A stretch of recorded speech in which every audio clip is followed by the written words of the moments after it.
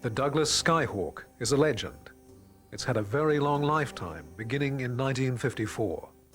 Around the world, that life is continuing, and examples will still be providing small nations with combat-capable air power beyond the turn of the century. Though they now verge on the antique, Skyhawks continue to be maintained and refurbished. They're still agile and venomous.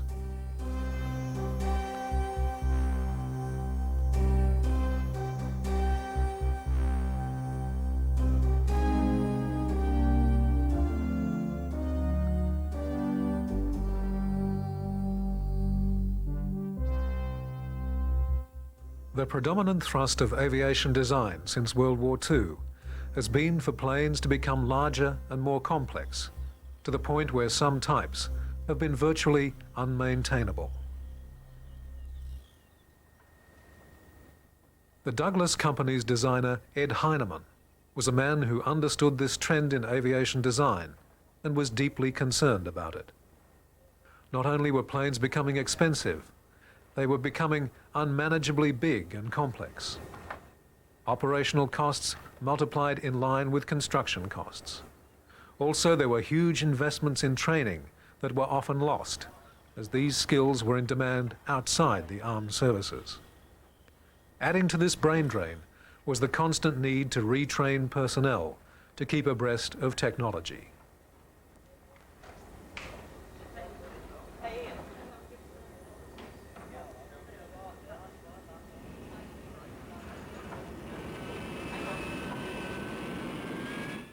Heinemann was convinced there was no underlying need for this expensive trend. Certainly, some roles, like air superiority fighter, demanded a very high degree of performance and capability. But there's little to be gained from that kind of performance in a battlefield observation aircraft. Heinemann wanted to design a family of lightweight and low-cost workhorses. He was aware of the difficulties the US Navy was having in getting useful jet aircraft to operate from its carriers.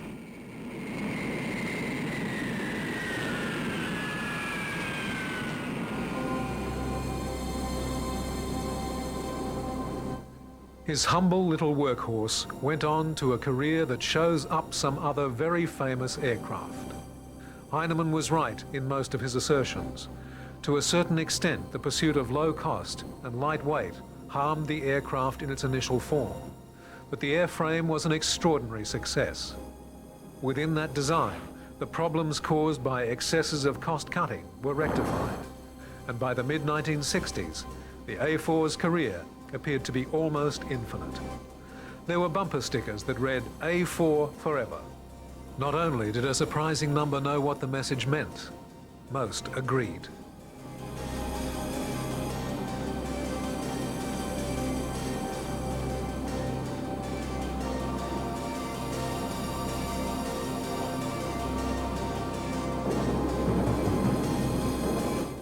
In January 1952, in a meeting at the Pentagon, Ed Heinemann outlined a concept for a lightweight carrier-based interceptor. There was no Navy need for such a plane, but the force of his argument applied equally to the role of jet-powered light attack bomber. By the time the meeting was over, Heinemann had agreed to produce a working concept for such a plane. As the design was developed, a constant exchange between engineers and service representatives settled the parameters the aircraft would have to meet. On the 21st of June 1952, the US Navy formally issued a contract for production of prototype aircraft, designated A4D, with some very rigid specifications. The agreement described a lightweight, single-engined, single-place, high-performance carrier-based day attack plane. It was to be capable of performing dive bombing, interdiction, and close support missions. It would be capable of carrying either conventional or nuclear stores. The mission of these planes would be to strike sea or land targets, with or without fighter protection. Prime objectives included simplicity of design, leading to ease of manufacture and maintenance.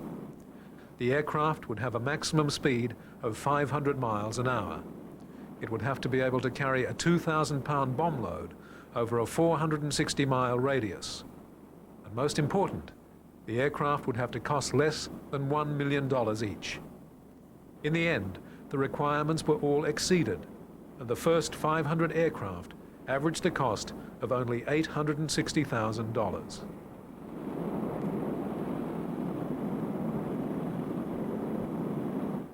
By October 1953, the A4D design had been fully evaluated, and while the prototypes were being built, orders for 19 production models had been placed. Confidence in the soundness of the little plane was growing rapidly.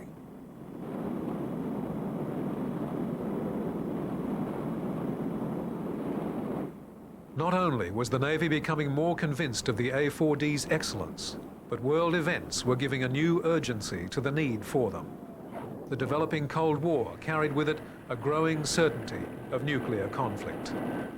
The US Navy had a theoretical role as a prominent part of America's atomic capacity, but in reality was ill-equipped for the task. Its North American Savage bombers were of limited use, and of the designs available, only the Skyhawks seemed to have the necessary capacity. For a while, the impetus behind the plane became the tactical nuclear need.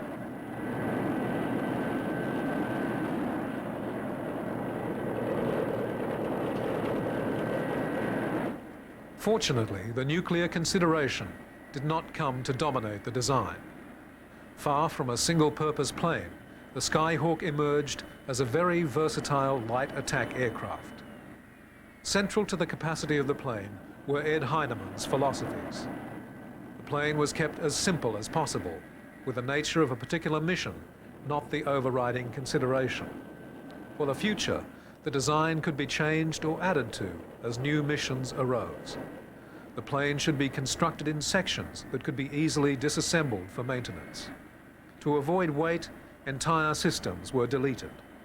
By squeezing the plane down in size, it was small enough to fit on carrier lifts, which eliminated the weight and complexity of folding wings. By having the undercarriage retract forward, the need for backup hydraulic system was eliminated. If the system failed, gravity and airflow would lower the wheel and force it into the down position.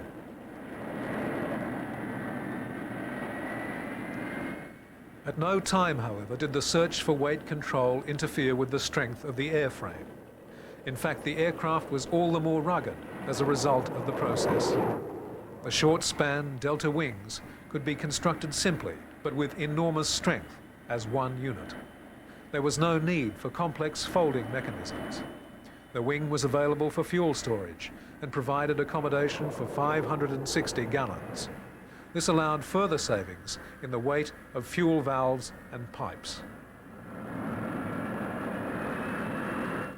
2 years and 1 day after the first formal contract, on the 22nd of June 1954, the first A4D took its first flight, and the serious work of testing began. Instead of the normal limited prototype evaluations, there were soon 11 aircraft busily conducting the 1,500 flights of the test program. The Navy was anxious to have the new plane as soon as possible for inclusion in its arsenal. A series of orders had now been placed which had defined the expected shape of US carrier attack aircraft. There would be 3 aircraft types to cover the entire range of specialties. First of these was another Douglas plane, the A3D Sky Warrior. This was such a successful design that the USAF bought a variation as the B-66. It had an internal bomb bay for atomic weapons, bombs or mines. Subsonic, with a range of over 1,000 miles and a 12,000-pound bomb load, it was, at the time, easily the biggest plane that had been designed for carrier use. Its role in Navy attack would be as the long-range, nuclear-capable strategic bomber. Design of the A3D began in 1947, and it first flew in October of 1952. After satisfactory testing, it went into full-scale production. In 1954, Ed Heinemann received the Collier Trophy for his work on the Sky Warrior in recognition of the excellence of its design.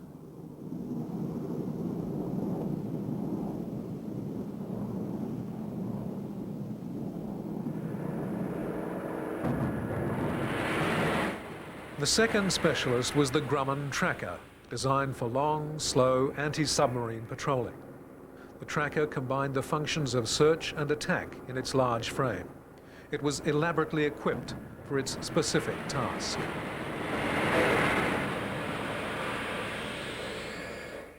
Between these two roles, strategic bomber and anti-sub patrolling, there's a very wide gap.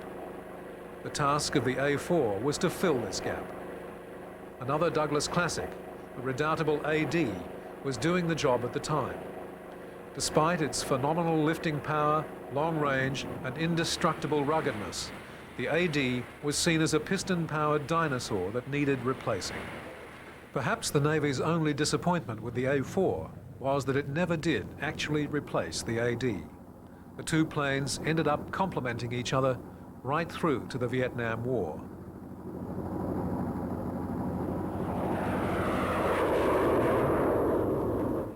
Skyhawk testing dissolved quickly into active service. The early models showed some undesirable side effects of the cost controls. There were problems in the simplified instrument panel and the need for special ground equipment. Everything that could be eliminated from takeoff weight had been, to the point of a non-electrical starting system and the replacement of seat belts with a harness on the pilot. Some of these innovations were effective, but others proved to be highly impractical. However, this was exactly what the busy testing program and early deployment were designed to establish. As deficiencies were identified or clever suggestions made, they were all noted, and the plane began its long process of refinement.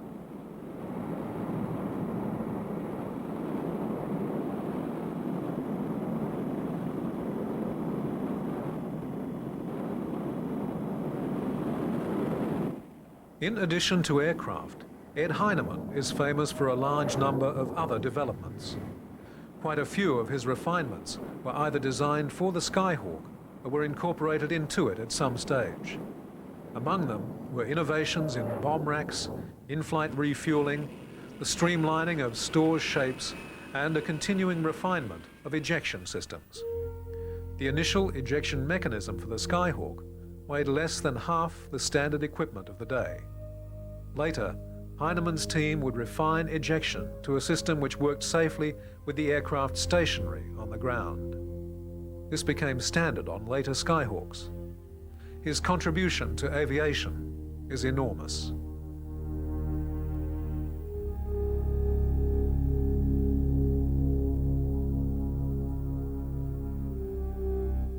Of course, an engineer or designer can only be as innovative as his employers will allow, and Heinemann's career can also be seen as a testimonial to the courage and vision of the Douglas Company.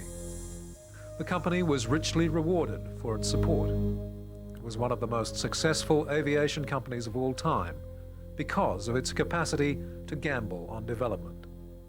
Sadly, the gambling eventually destroyed the firm when it became overextended in its fleet of jet airliners. By the time this happened, it had written a huge amount of aviation history. The A4D1 quickly gave way to the A4D2, which incorporated a number of changes to overcome problems in the original aircraft. From that point, variant Skyhawks would multiply, with retrofitting of improvements to older airframes and the continuing process of development leading to new types and further retrofitting and specialist subtypes. There came to be no standard Skyhawk. This was compounded by the unexpectedly long life of the individual airframes. The A4D2 first flew in 1956, with 28% of the structure altered. In 1958 came the next model. Even before that first flight, another two versions had been developed and dropped, and a fresh major variation was being prepared. It would fly for the first time in 1961. On the 18th of September 1962, all American armed services adopted a new method of aircraft designation. After deliberation, the A4D family became the A4 family. Variants would now be specified by suffix letters. The A4D1 became the A4A, and and so on. The A4D designation was skipped to avoid adding additional confusion. By then, there were 4 models in operation, with a range of refurbished variants wearing other standards of equipment.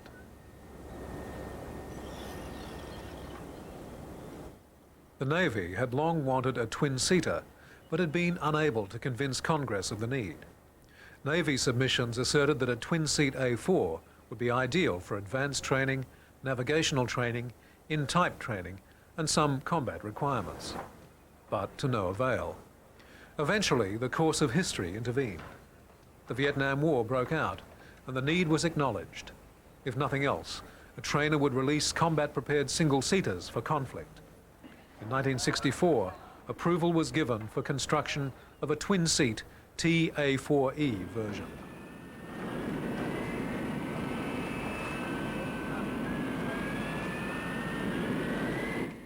In addition to 28 inches of fuselage added to allow for the second seat, several other improvements were tried out in the prototypes. Soon after, most of these were being busily retrofitted to airframes in the now considerable A4 fleet, or built into planes under construction. Among these were the newly finalized zero-height ejection, wing spoilers, and a steerable nose wheel.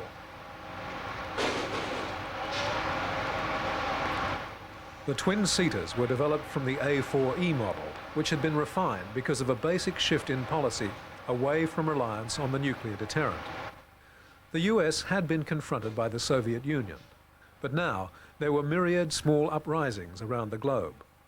These were sponsored by the Soviets, but they were not arenas for nuclear weaponry. Iron bombs and guns were not as out of date as had been believed. The A4E resulted from efforts to enhance the conventional capability of the already very flexible Skyhawk.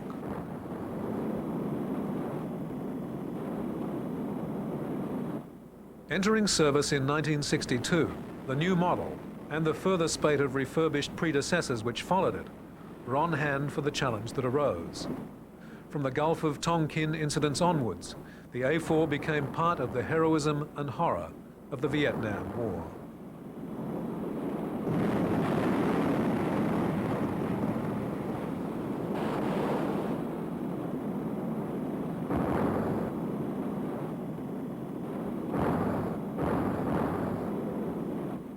The pilots loved them. For a start, this plane was fun to fly. It was demanding and wouldn't fly itself, but it was fast and aerobatic. In addition, it was small and not easy to hit. If it was hit, it could generally be relied on to continue flying, even if the damage was major. It could be pulled around viciously without the wings coming off. It could be flown as low as your confidence allowed. It could be as accurate as your training made you. It was as sophisticated as a mission demanded. But beyond that, it was always as good as its pilot was capable of. The targets were difficult, and the pilots knew that despite their heavy losses, no other plane would have survived so well.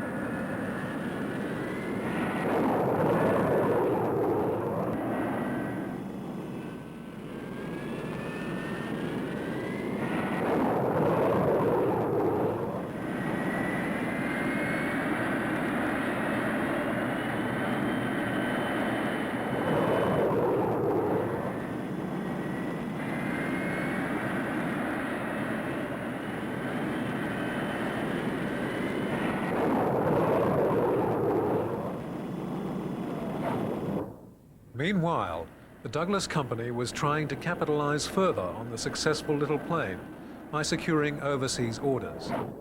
In the course of sales campaigns, the Skyhawks demonstrated their ability to operate from the small decks of Canadian and French carriers. However, despite successful demonstrations, Douglas secured very few foreign sales for carrier A4s. The offer developed for Canada led Douglas on a long search to find a buyer for a re-engined NATO variant. For a variety of reasons, a succession of decisions went against the Douglas sales drive. Few countries operate carriers, and some, like France, have their own fairly aggressive aircraft manufacturers. With this and other factors to contend against, the foreign sales efforts were only occasionally successful.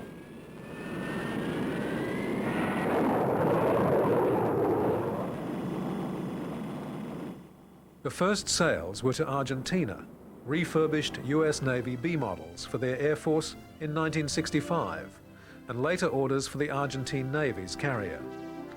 The first sales of new aircraft were to the Australian Navy in 1967. Given that the Australians only had one carrier in operation, that order was small, 10 aircraft, including 2 twin-seaters. When the full order was ready, the Australians sailed their carrier into San Diego and picked the planes up. The Australian Navy managed to lose almost half their Skyhawks in operational accidents and eventually withdrew them from carrier service before abandoning their carrier altogether. Their aircraft included some specialised fitting to what was basically the A4F model. The plane's equipment had an emphasis on air defence, which set them apart from their mainstream US counterparts.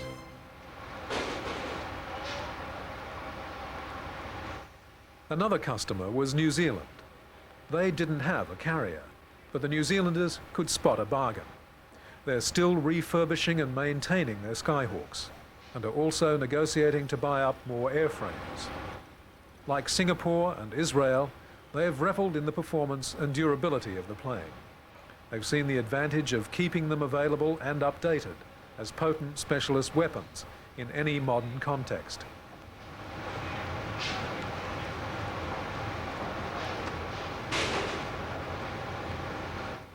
Delivery of the New Zealand aircraft began in 1970, and the planes have been in the front line of that nation's strike force ever since.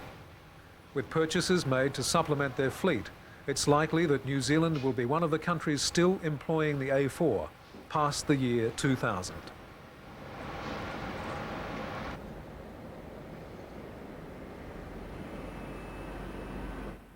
Other countries to have bought the A4 are Indonesia, Kuwait, Malaysia, Singapore and Israel. The aircraft of Kuwait, Argentina and Israel have all seen active combat, with mixed results. The Iraqi assault overwhelmed the Kuwaiti forces, and the Argentinians sent their planes on virtual suicide missions against the British in the Falklands. The Israelis, with a larger, better-trained air force and a balanced mix of aircraft types, found the A4s well and flexibly suited to their needs. Only the USA has operated A4s in combat from carriers.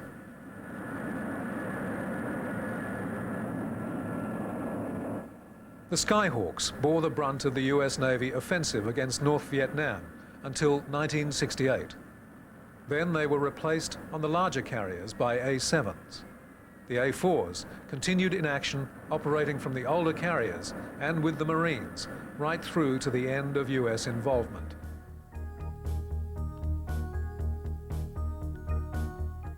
Targets for the carrier A4s attacking the north abounded.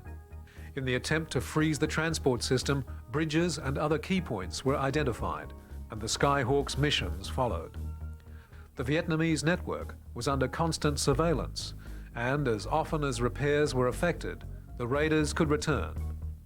Later in the war, this attention was spread to other major infrastructure, including power stations.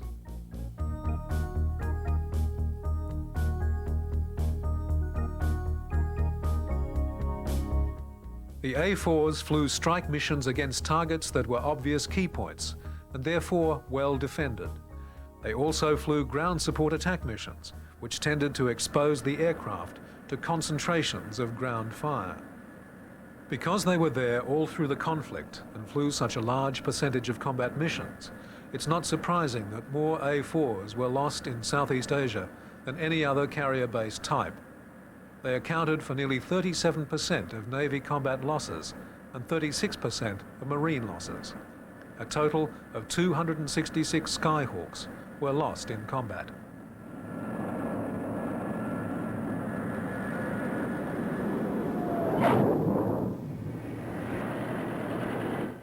The Skyhawk, despite all the improvements, was still a very small and light aircraft. The empty weight of the E model was only 9,853 pounds.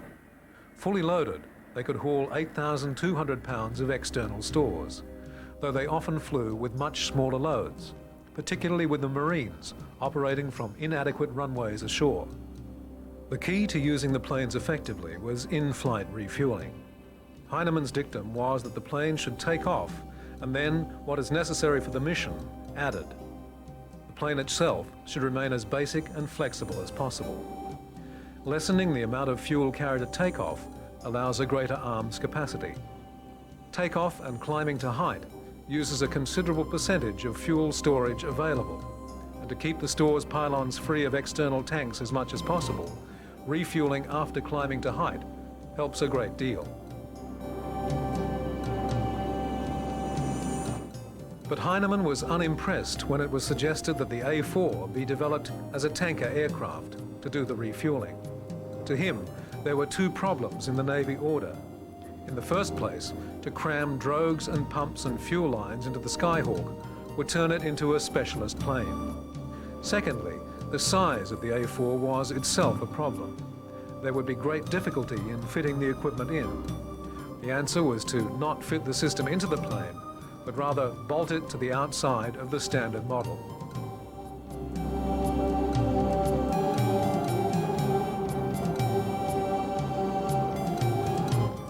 With typical ingenuity, the Douglas team designed a streamlined 300-gallon refueling tank, which could be suspended from the bomb rack hardpoints.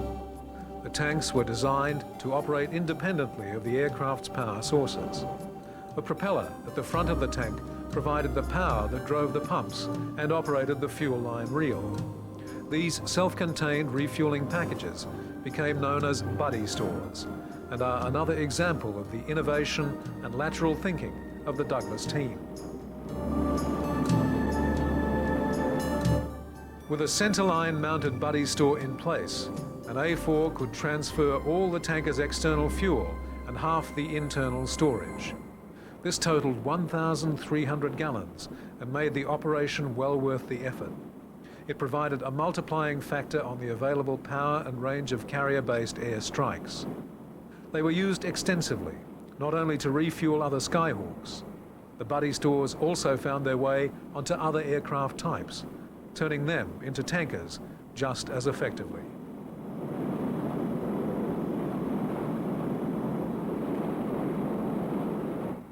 The Skyhawks had served the Navy well, but because of their limited load and other considerations, a decision was made to replace them with the new A7s, which could carry roughly twice the load. However, the A7 Corsairs were only adapted to the large carriers, as they were over twice the size of the Skyhawks. While the A7 was an excellent aircraft, there were many who questioned the wisdom of abandoning the A4s, which were obviously still more than capable of their tasks. However, the decision had been made in 1963, and the phasing out of the A4 from Navy duties commenced at the height of the war, progressively restricting their operations to ships that were too small to use the Corsairs. Not only were there voices in the Navy questioning the decision to replace the Skyhawks, there were voices in the Marines which flatly refused to accept the Corsair. As far as the Marines were concerned, the A7 was unable to operate effectively from the rough, short forward airstrips. They cost too much and were equipped with mission capability that had nothing to do with the job in hand. Thus, the Corsair was of no interest to the service. An A4 would drop the last Marine bomb of the Vietnam conflict. The Marines were pleased with their Skyhawks and considered that the little planes were more than coping with the tasks allocated to them. They decided to stick with the plane. But now that they had their preferences, they ordered several improvements. A 20% more powerful engine was the first change, along with such improvements as greater ammunition storage, self-contained starting, a larger windscreen and canopy, and a drag chute to reduce landing length. The new model was designated the A4M.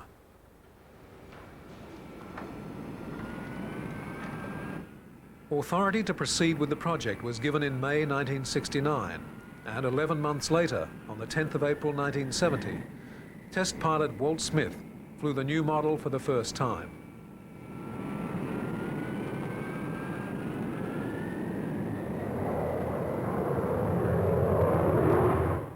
A distinctive change to the look of the plane was the squaring off of the tail to incorporate IFF equipment. The Marines introduced the A4M to service in 1971 and bought 160 of them. 8 years later, the last of these was delivered. It was the last A4 made.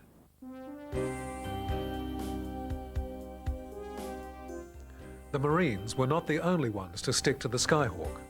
The Blue Angels Navy display team was another enthusiastic A4 user. They flew the Skyhawk for 13 years, from 1974 until 1987. Ironically, by the time they started using the little plane, the Navy had stopped buying them. The last Navy single-seater had been delivered long before, in 1967. A full 20 years later, the Blue Angels finally parted with their beloved A4s.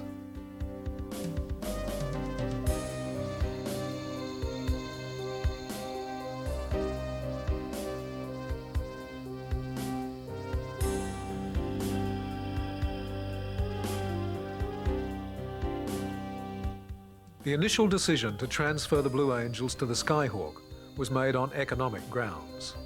They required far less maintenance and burned far less fuel than their predecessor, the F-4 Phantom. The display pilots soon came to appreciate that here was a plane that was also far better suited to their work.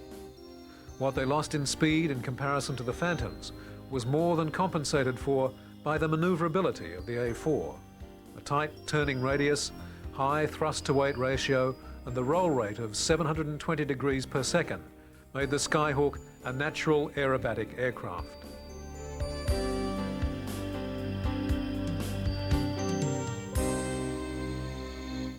One Skyhawk virtue emphasized during their service with the Blue Angels was the low number of man-hours needed to maintain them. The display team could go on a 2-week tour of air shows with a maintenance crew of only 27 to service the 7 A4s and the Transport Hercules. With this small backup crew, the team flew about 80 shows a year. This was in a design that was 22 years old when they first started using it, and 35 years old when replaced by FA-18 Hornets.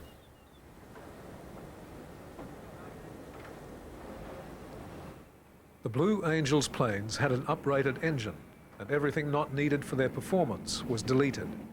The dorsal hump full of avionics that had spread across the Skyhawk fleet was removed, along with the armaments and bomb racks. The planes were returned to a lean and clean condition, and the pilots found them a pleasure to fly. For men trained in a higher technology environment, the A4 was a real eye-opener. Its small size, powerful responsiveness, and maneuverability introduced them to a simpler age, where they found to their delight that the possibilities were more exciting. At air shows around the world, audiences came to appreciate this fact too.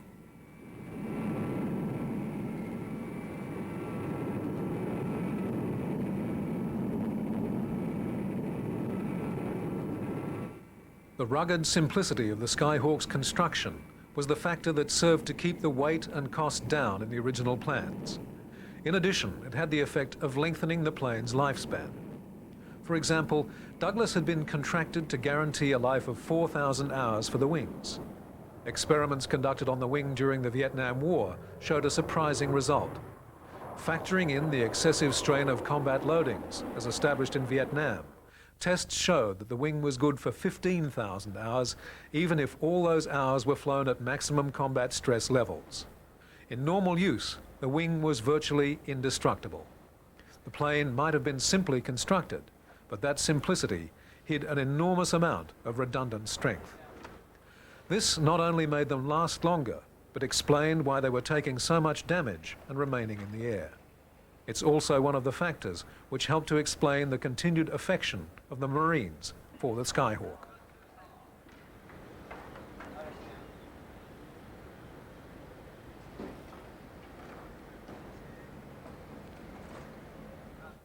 The Marines' A4M was a surprise package, even for those already convinced by the Skyhawk. Its new power plant gave 20% more power, but weighed only 1% more. In addition, there was no significant rise in fuel consumption. This greatly increased available power for Marine operations from short fields. For the first time, the A4s could be safely operated from 4,000-foot runways.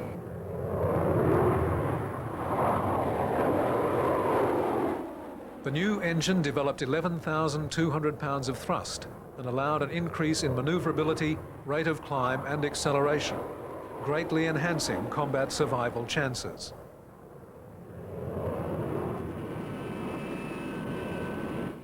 Empty, the A4M weighed only 10,600 pounds.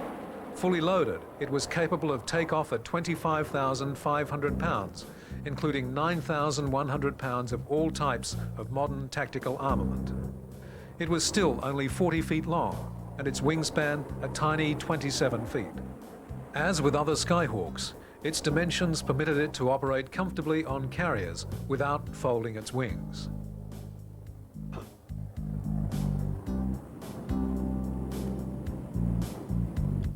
The original Skyhawk had 3 store stations, but with strengthening of the wing from the E model onwards, this was increased to 5. Another factor served to multiply this arrangement's effectiveness. Multiple carriage bomb racks were conceived by Navy and Marine personnel working at the Naval Air Facility at China Lake. After assessment at the Naval Ordnance Test Center, the design came to Douglas, where it was refined and put into manufacture. Subsequently, these racks were to be very important to the success of the Skyhawks in Vietnam. They allowed for 6 250-pound bombs to be carried on the wing stations, with a further 6 500-pound bombs on the center line. In addition, the planes could launch any of a range of rockets and missiles of varying sophistication.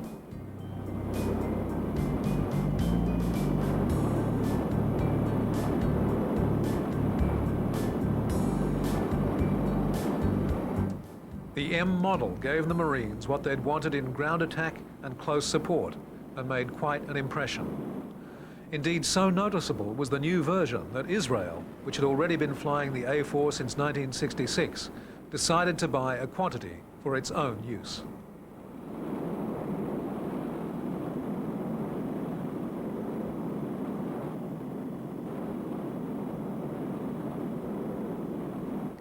The Israeli planes were closely modeled on the Marines' new plane. Among the few changes were an improved navigation and attack system and revised cockpit design, including a head-up display. The built-in starter was also deleted.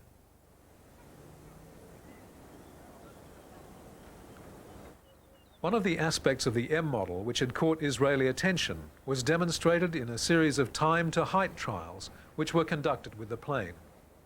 These were designed to demonstrate the swift response capability of the aircraft and its usefulness in area defensive work. In the tests, the plane was parked at an angle to the main Palmdale runway, engine off, to simulate an alert condition. With a time clock running, the test pilot, Walter Smith, used the self-starter on the plane to get the engine going and then taxi the plane directly into its takeoff run.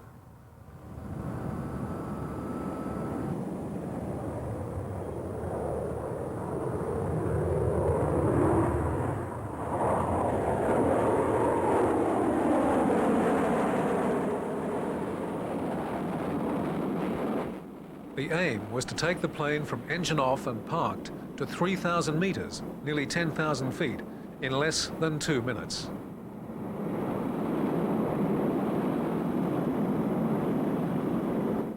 The trials, conducted in August 1972, were a complete success. The little plane passed the 3,000 meter mark in 1 minute 50 seconds and continued on to pass 5,000 metres in less than 2.5 minutes.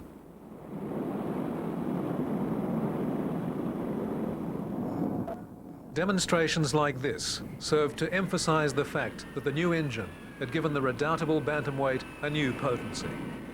On the face of things, this was a 20-year-old design, which should not have been still a contender. In reality, its longevity was one of the things that ensured its competitiveness.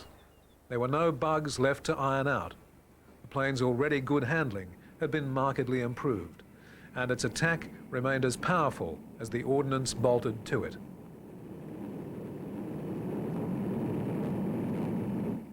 The Israelis had extensive combat experience with the Skyhawk in the 1970 and 73 wars, and were well aware of the plane's virtues and vices. Their reaction to the upgraded power of the M model was to purchase 120 of their own version, the A4N. This first flew on the 8th of June, 1972.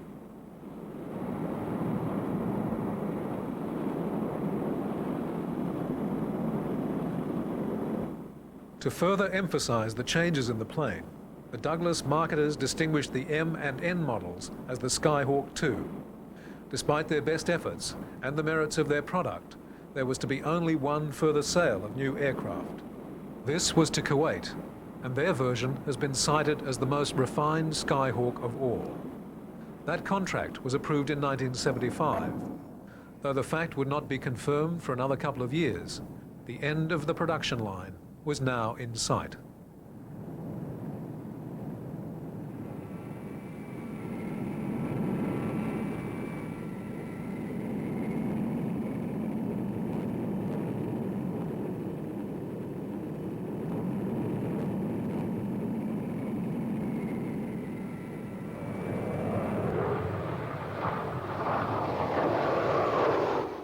With many American military aircraft, the end of production has been quickly followed by the phasing out of the type. With the durability of the individual Skyhawk airframes and their capacity for absorbing new avionics and new functions, they've taken a very long time to disappear even from US service. One of their long-standing roles is with the US Navy's Top Gun School, more correctly known as the Navy Fighter Weapons School. Here, their small size and agility gave them employment in simulated combat as opponent aircraft, mimicking the performance of Russian jets and the tactical training of their pilots.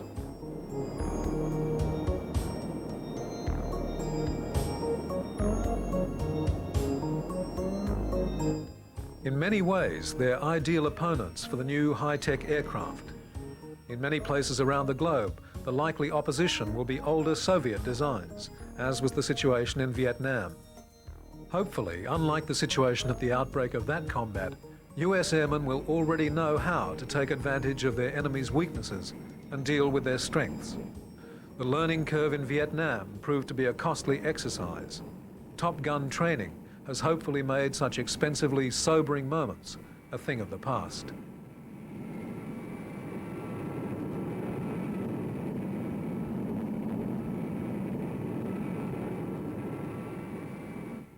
A4s have also served into the 90s with the US in other roles. The trainer version is still going strong, although its replacement has been developed. The Marines have remodeled some for forward air control work. More surprisingly, there are programs in train to once again rebuild Skyhawks to frontline status. In Singapore, there's an ambitious remanufacturing effort which involves upgrading power on the plane by a staggering 35%. With the sophistication of modern engines, this actually involves a 14% reduction in fuel consumption. A more powerful Skyhawk that is even cheaper to run is a very attractive proposition.